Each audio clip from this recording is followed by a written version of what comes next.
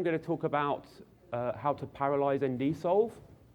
I'm going to give you a description of different methods that can be used. I'm going to give you an outline of the method that I've chosen, and then I'll give you some examples of some applications. So this came out of some discussions we were having for the new compiler, where we're looking for ways to parallelize code, applications in Mathematica and application areas. So one candidate is NDSolve. It's widely used. It has many application areas. It has a fairly modern design. It solves computationally intensive problems. It's got a rich set of accurate solvers that are well optimized. And it uses this vectorized framework for solving differential equations, which is a good candidate for parallelization. So there are several approaches to parallelization. So the first one is to actually parallelize the arithmetic that's inside the method. So we do things like multi-threading, the vector arithmetic, the function evaluation, and multi-threading the linear algebra using some special purpose libraries. The advantage is that it improves all methods. You know, any method that uses the vector framework will get an advantage from multi-threaded vector arithmetic. The disadvantage is that the thresholds are reasonably high. So you need a system with like 1,000 or 10,000 equations before it can be multi-threaded. So another way to parallelize is to parallelize across the method. So the method itself inside will farm off to different threads or different processes. So there's a large literature on parallel integration methods. The drawback is that we often need special methods to work better in parallel, like a standard Runge-Kutta method or something like that. It's not immediately parallelizable because in its internals, each stage is coupled strongly with the stage before, and it needs to work in a serial fashion. So we'd have to implement a new set of methods that would be parallelizable. And these would only work for specific types of problems. Okay? So a lot of work for a little gain.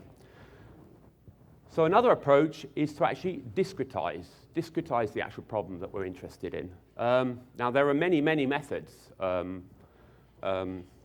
available. Some work in the spatial domain, and some work in the temporal domain. So as a first approach here, which seems to fit well into NDSolve, is a parallel in time discretization. That's the method that we're going to consider. So solving NDSolve, each NDSolve method, or solving an initial value problem, is like a Mathematica nest function. It's inherently serial. So each application of the function on the one before has to be done. To get the next value, you have to apply it over and over again to the same value before. So the idea is here, instead of solving for n points, we're going to subdivide n into little pieces. We're going to compute a different function, g, instead of f, okay, over some subdivided grid, and we're going to iteratively correct these points in order to converge to f. So the method that I've implemented is called the parallel method. It's one of the most widely studied parallel in time methods for solving differential equations in parallel. It's quite recent. It's introduced in 2001. There's been a huge amount of study on this method, the properties of the method, when it gives good results, when it doesn't give good results, the numerical stability of the method. It's a very general purpose method, which is good because then we can get a wide set of problems that we can apply it to. Since the method was invented, it's been discovered to be what's called a two-level nonlinear multi-grid algorithm, multi-grid reduction in time. And multi-level algorithms are extremely efficient. It's designed in its origins for exascale computations. That's really, really big computations, Fortune 500 companies, people solving extremely large problems. Okay, so that's the motivation for that method. Now, it turns out that this fits extremely well into the existing NDSolve framework. It works well with one-step methods, of which NDSolve has a wide variety. It uses existing tools for concurrency, so that's MathLink, Mathematica, and subkernels and parallel computing. And it uses very few parallel directives: parallel evaluate, parallel table, distribute definitions. So here's an outline of the method, how it works. We want to solve this initial value problem over a time interval. So we'll subdivide this time interval into little pieces, where the number of subdivisions is the number of processes or the number of parallel computations that we're going to be doing. Okay, so we have a time interval, say 0 to 10, and we'll chop it up into smaller time slices. By chopping it up into these uniform slices, that's a uniform distribution of work in parallel. Okay. Now, the parallel method works using two numerical integration methods, not one. It uses a low-order cheap method, that's this G method here, and it uses the original method that we're going to compare against, the so-called fine method. But the point is, the cheap method that's done on to a lower accuracy is very efficient. That's the one that's done in serial. So we're replacing an expensive computation in serial with a cheap computation in serial. And then we're going to do the expensive computation with the original method that we're interested, but we're going to do it in parallel. Okay? So we do a big serial step, we do a parallel step, and then we go and iteratively correct until we get some sort of convergence. So here's a mathematical outline of this thing. This is what the standard integration would be like with the standard integration method over the grid that's been discretized. So the parallel iteration is this. It starts off with a coarse solution using a lower order integrator instead of a higher order integrator. Then it goes and uses the higher order integrator on the solution that was found here, but it does this bit in parallel. Then it goes and forms a correction, and it goes again and does another serial computation, but using the improved solution that was found correcting from the parallel computation. Okay, and then you just go and iterate this over and over and over again until convergence. And hopefully, if the number of iterations that you're doing is small compared to the number of parallel processes that you have, it converges very quickly, and you get a good speed up. So a bit about the design of this method inside NDSolve. So there are several ways. The traditional way to do it is to write it as like a driver method. So this thing discretizes the mesh, and you have to write some methods. And very often it's done with a simple fixed step size explicit method or something, which is not even good for a stiff problem, something like that. So we really wanted to incorporate it into a nice way inside NDSolve. So a driver method would be something like parametric NDSolve does at the moment. It does some kind of processing on top for the different parameters that it needs to solve, and then it goes and calls NDSolve for each value of that parameter. And that's the kind of design that's done conventionally. So this has got several limitations. If you have a really long time integration, like up to a time 1,000 or 10,000 or something, the convergence is going to be very slow, even if you've got like 100 or 1,000 processes, something like that. So we're going to flip things around. We're going to make the parallel method go inside NDSolve. So it's a time-stepping method, and it's not going to work on the whole integration interval. It's not going to work from, say, t goes from 0 to 1,000. It's only going to work on a little piece at a time, say 0 to 10, and then 10 to 20, and 20 to 30, 30 to 40, et cetera, et cetera, et cetera. And then inside each subcomputation, it will still be doing stuff in parallel or whatever, but on a smaller integration region. And the important point is here, when having event-driven computations, you don't know where some event is going to happen. So often you write in NDSolve like t goes from 0 to infinity. Now with a parallel method, you couldn't discretize an infinite time, no matter how many processes you have. But if you break this down into time units, small time unit blocks, you just go 10 at a time, then eventually you'll get to some event. Doesn't matter how long it takes or whatever. So that's the advantage of having it sort of flipped on its head and having the parallel method inside NDSolve. And this is a little bit similar in spirit to some of the actual methods in NDSolve. So the main thing that had to be done to make this method work efficiently is to change the main data structure in NDSolve. So NDSolve has what's called a state data object. When NDSolve starts up, it converts this problem, it does an analysis of this problem, and it sets up all sorts of things it might need, like index reduction, initial conditions, all sorts of things that are going to be needed, and it makes this big data object. Then it's going to use that data object to carry it along from step to step and then update the information inside that. Now, this data object is quite big and quite heavyweight. In the parallel method, we're going to need several of these data objects. We're going to need a main one for the parallel method. We're going to need another one for the serial method. We're going to need another one on each subkernel for each of the parallel integrations. So we're going to make copies of this thing. We need lightweight copies of this thing. So I've changed this data structure. It's much similar in spirit now to association. It's what's called a raw expression. Okay, it's a very little lightweight wrapper around a big C data structure. And it's only converted to this big bulky form that we saw here when it's sent over MathLink. And that allows me to continuously update and reset this, this data structure without having to worry about this big bulky representation. So it gives me kind of a much more lightweight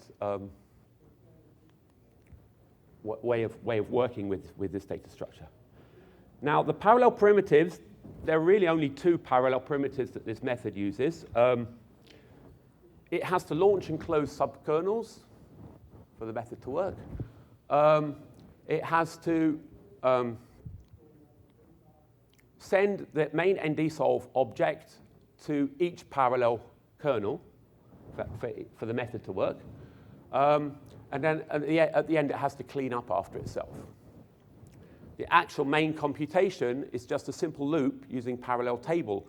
It calls the NDSolve parallel stepping method on some grid interval with initial conditions and corrections here. So it's a very simple, this is designed to work with vector data, and it's a very simple call to parallel table. The important thing is to keep that thing very simple, because that's going to be called every single time you do a parallel computation. Calling the evaluator is quite expensive compared to the actual time that we're going to spend doing the integration. So I've set up the data to be, in order to make this as simple as possible. Just a quick thing about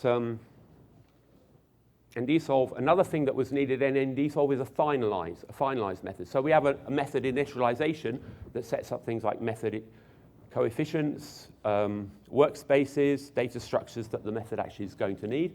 Here we're going to need a finalize method because we're going to go and need to clean up afterwards. We're going to need to close kernels that have been launched.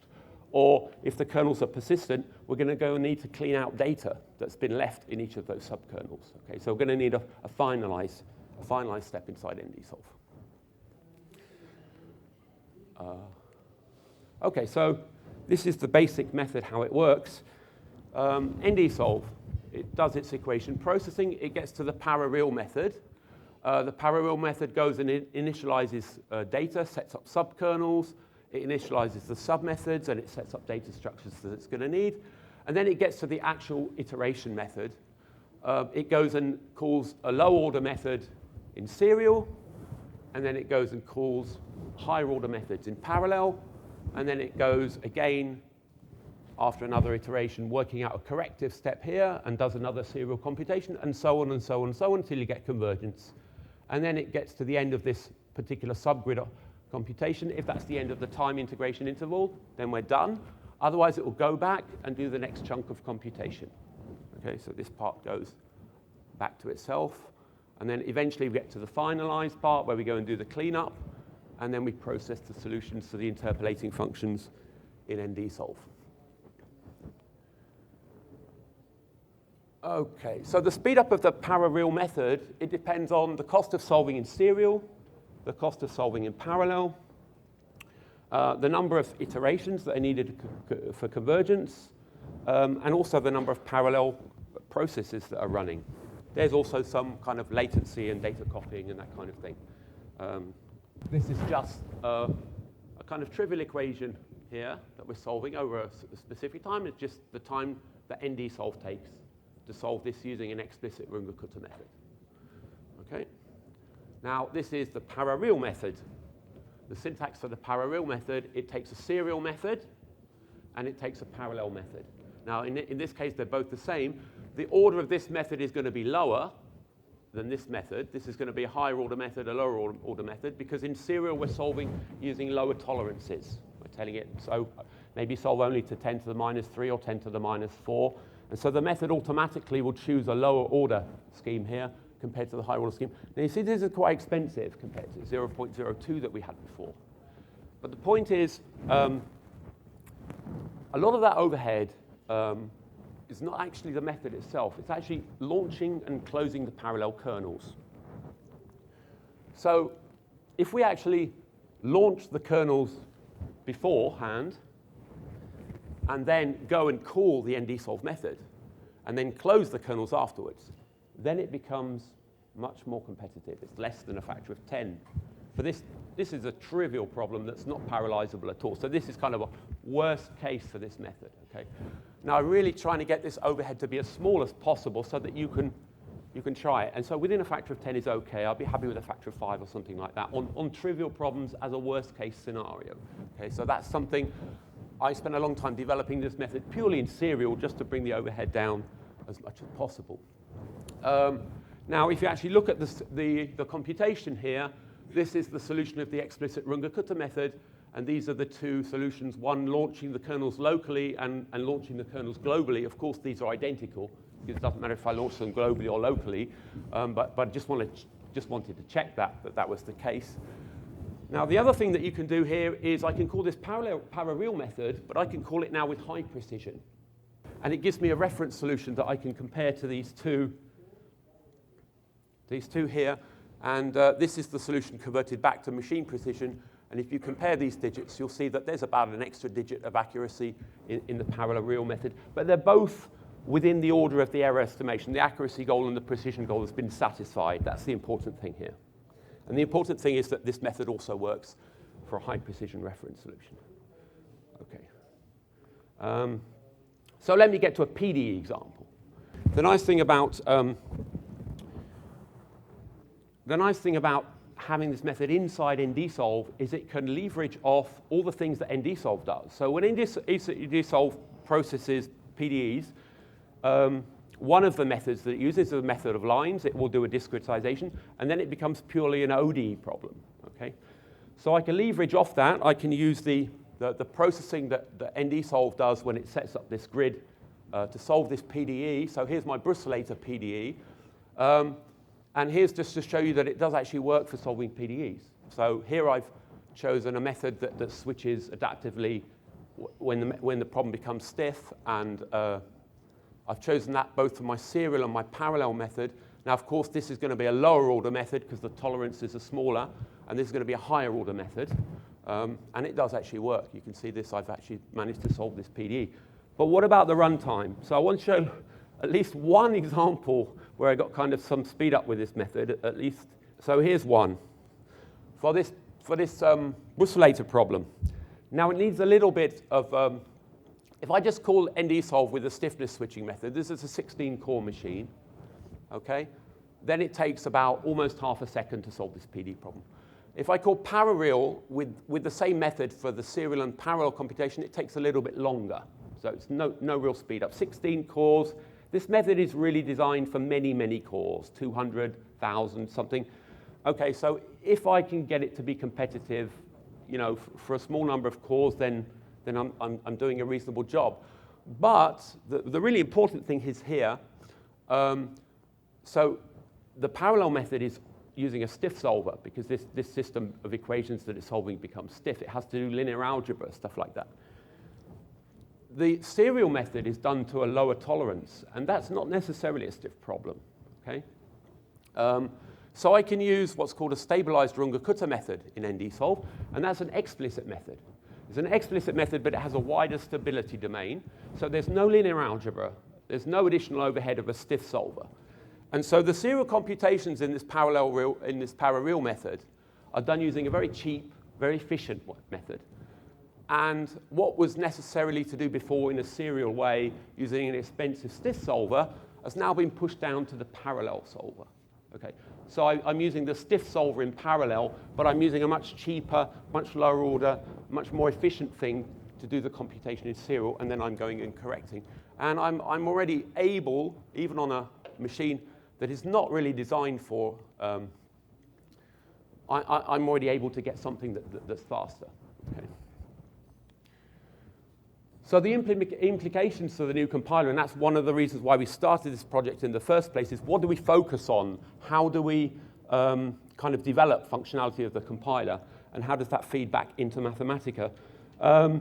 So the real thing to take away there is that we should really be focusing on lower order, lower accuracy methods and parallelizing those or making those more efficient.